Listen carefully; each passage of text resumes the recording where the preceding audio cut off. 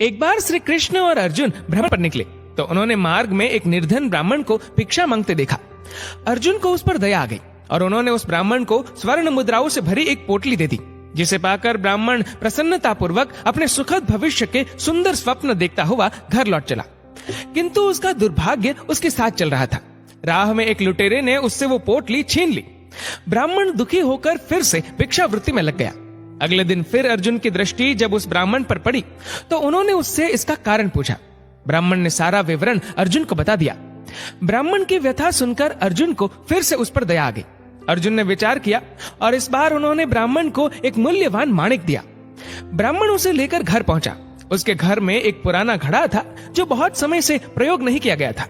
ब्राह्मण ने चोरी होने के भय से माणिक उस घड़े में छुपा दिया, किंतु उसका दुर्भाग्य, दिन भर का थका हारा होने के कारण उसे नींद आ गई। इस बीच ब्राह्मण की स्त्री नदी में जल लेने चली गई, किंतु मार्ग में ही उसका घड़ा टूट गया। उसने सोचा, घर में जो पुराना घड़ा पड़ा है उसे ले आती हूँ। ऐसा विचार कर वह घर लौटी और उस पुराने घड़े को लेकर चली गई। और जैसे ही उसने घड़े को नदी में डुबोया, वह माणिक भी जल की धारा के साथ बह गया। ब्राह्मण को जब ये बात पता चली तो अपने भाग्य को कोसता हुआ वह फिर भिक्षावृत्ति में लग गया। अर्जुन और श्री कृष्ण ने जब फिर उसे इस दरिद्र अवस्था में देखा तो जाकर उसका कारण पूछा। सारा वृतांत सुनकर अर्जुन को बड़ी हताशा हुई और मन ही मन सोचने लगे, इस अभागे ब्राह्मण के जीवन में कभी सुख नहीं आ सकता। अब यहाँ से प्रभु की लीला प्रारंभ हुई। उन्होंने उस ब्राह्मण को 2 पैसे दान में दिए। तब अर्जुन ने उनसे पूछा, प्रभु, मेरी दी मुद्राएं और माणिक भी इस अभागे की दरिद्रता नहीं मिटा सके, तो इन 2 पैसों से इसका क्या होगा? ये सुनकर प्रभु बस मुस्कुरा दिए और अर्जुन से उस ब्राह्मण के पीछे जाने को कहा। रास्ते में ब्राह्मण सोचता हुआ जा रहा था कि 2 पैसों से तो एक व्यक्ति के लिए भी भोजन नहीं आएगा। प्रभु ने उसे इतना तुच्छ दान क्यों दिया? प्रभु की ये कैसी लीला है? ऐसा विचार करता हुआ वह चला जा रहा था। उसकी दृष्टि एक मछुआरे पर पड़ी। उसने देखा कि मछुआरे के जाल में एक मछली फंसी है और वह छूटने के लिए तड़प रही है। ब्राह्मण को उस मछली पर दया आ गई।